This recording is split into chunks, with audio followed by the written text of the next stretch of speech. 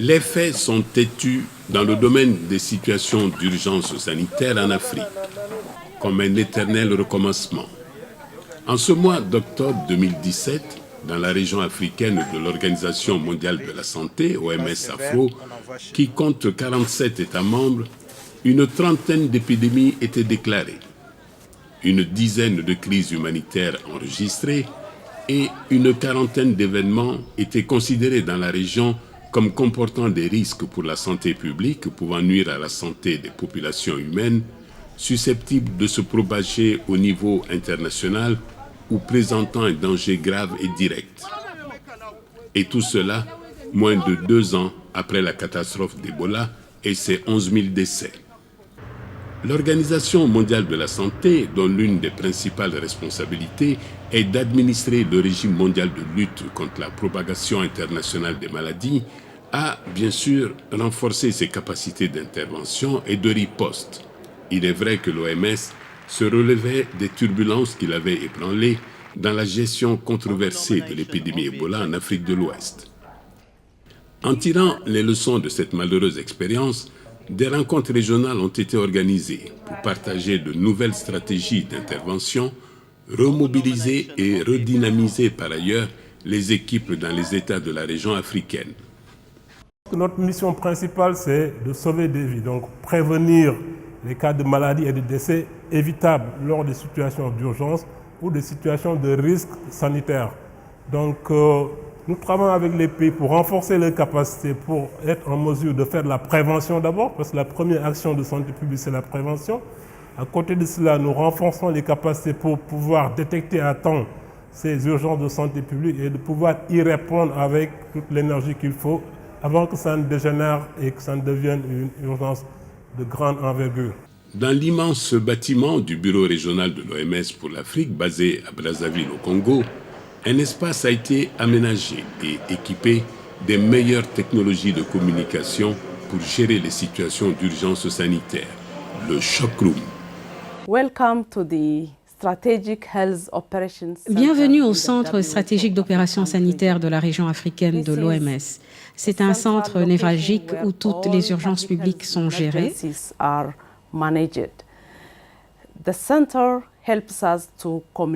Le centre nous aide à communiquer en temps réel avec le personnel d'intervention sur le terrain, dans nos bureaux pays de l'OMS, avec les partenaires régionaux et internationaux.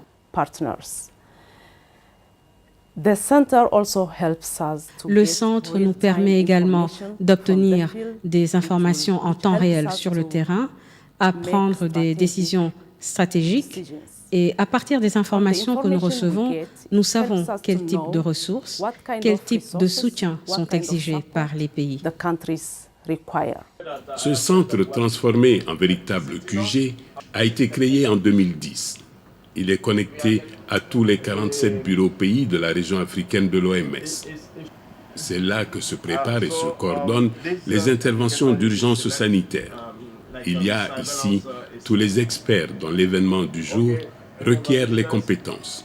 Ils sont aussi les porteurs de tout le dispositif qui régit précisément les différentes phases, allant de la surveillance, de la vérification, de la notification jusqu'au déclenchement du programme d'urgence sanitaire. Il faut d'abord voir les capacités en ressources humaines. Depuis la réforme des urgences de l'OMS en mi-2016 jusqu'à maintenant, nous avons pratiquement doublé nos capacités en termes de ressources humaines. Nous travaillons donc sur plusieurs plateformes, le bureau régional à partir de Brazzaville, mais aussi en hub à Dakar et un autre à Nairobi.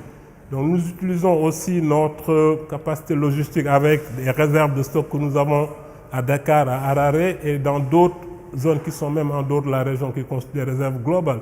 Et nous travaillons avec des partenaires aussi qui ont une capacité logistique importante telle que le Programme alimentaire mondial.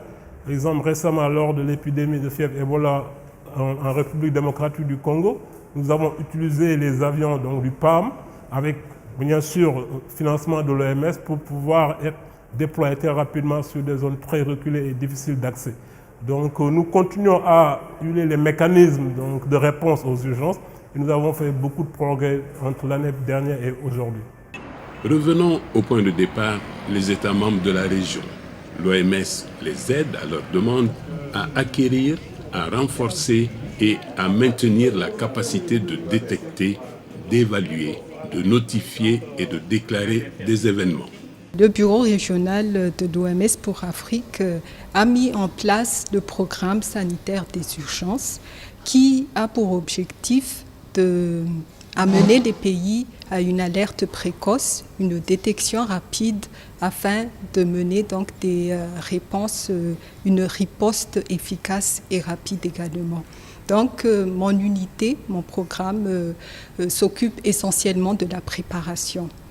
Dans le cadre de cette préparation, nous avons depuis l'année passée la stratégie régionale pour la sécurité sanitaire qui contient justement des cadres et des stratégies qui sont mises à disposition au niveau donc, des États membres, notamment la surveillance intégrée de la maladie et de la riposte, mais également le règlement sanitaire international et enfin le cadre de gestion des désastres et des risques. Donc l'ensemble de ces trois stratégies et cadres sont mis à disposition pour parer à des situations d'urgence. Si un État dispose d'éléments indiquant la survenue d'un événement inattendu ou inhabituel sur son territoire, quelle qu'en soit l'origine ou la source, qui peut constituer une urgence de santé publique de portée internationale, cet État doit alors fournir à l'OMS toutes les informations de santé publique pertinentes. La première des choses à faire, c'est de collecter l'information relative à cette situation-là, la vérifier assez rapidement, travailler en étroite collaboration avec le ministère de la Santé et s'assurer qu'on a une quantité d'informations qui nous permet de prendre rapidement la décision, de confirmer ou d'infirmer l'épidémie qui est suspectée. C'est la première action. Et une fois que cela est fait, si jamais l'épidémie est confirmée, il y a une batterie de mesures qui sont mises en place par le ministère de la Santé avec l'appui technique de l'OMS. Je crois que la plupart de nos pays ont adopté le règlement sanitaire international et ont mis en place des mécanismes de surveillance de ces maladies à potentiel épidémique et pandémique. De manière régulière, les pays nous rapportent des informations. Lorsqu'il y a des difficultés à obtenir d'informations, on déploie une équipe d'experts qui travaille avec le ministère de la Santé pour colliger les informations qui nous permettent de prendre rapidement la décision. L'un des points critiques aussi qui est actuellement en train d'être mis en œuvre par l'OMS, c'est l'évaluation du risque qui nous permet de savoir le niveau de risque lié à une épidémie et en fonction du type de risque, on peut déterminer le type de mesures qui doivent être mises en place pour contenir ou circonscrire l'épidémie là où elle survient pour ainsi éviter sa propagation tant au niveau national, au niveau régional qu'international et permettons ainsi de sauver les vies humaines.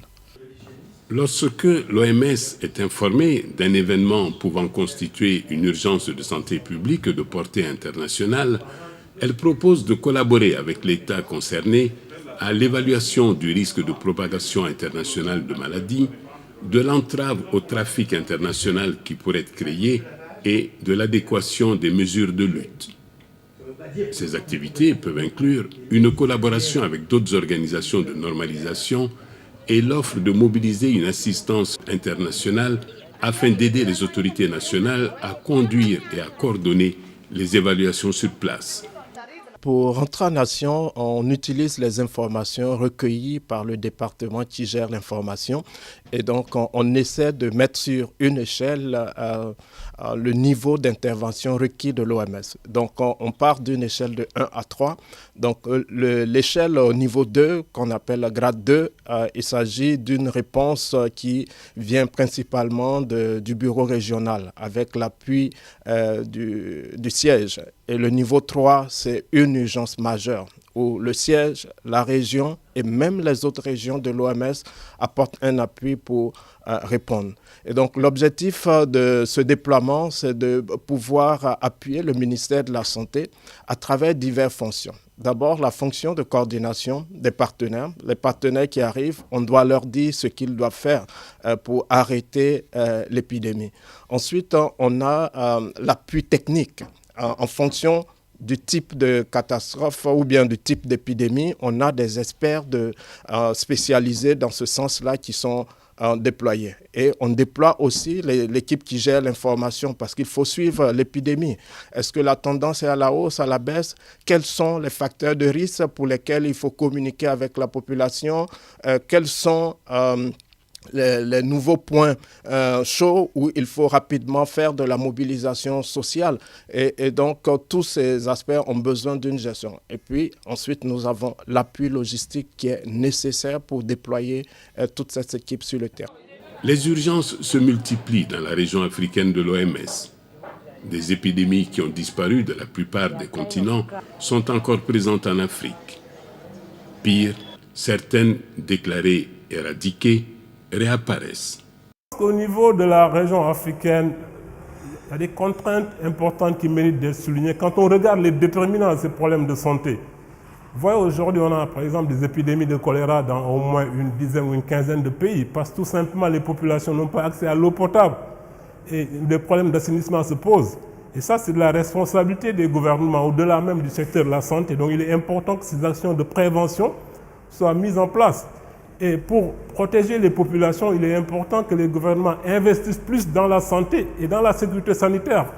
Et nous le disons souvent, pour la protection donc des pays en général, tout ce qui concerne la sécurité, nos gouvernements n'hésitent pas à investir beaucoup dans l'armement. Et quand il s'agit de protéger les populations par rapport aux risques sanitaires, les investissements sont vraiment faibles et on attend que des partenaires viennent de l'extérieur pour assurer donc ces financements. Il est important d'abord qu'un financement domestique national soit assuré pour mettre en place le minimum de capacité au niveau de ces pays. Quand nous faisons la revue des capacités pour les règlements sanitaires internationaux, dans beaucoup de pays, nous avons encore des gaps extrêmement importants et nous devons combler ce fossé au niveau des pays pour pouvoir prévenir et répondre à temps à ces urgences de santé publique. Cela permettra de minimiser les pertes en vies humaines, mais aussi les conséquences socio-économiques de ces problèmes. Dans le showroom du bureau régional de l'OMS pour l'Afrique, des hommes et des femmes scrutent tous les matins ces cartes et ces données. C'est un exercice rigoureux auquel ils s'adonnent en ayant sans cesse présent à l'esprit que leur mission première est de sauver des vies.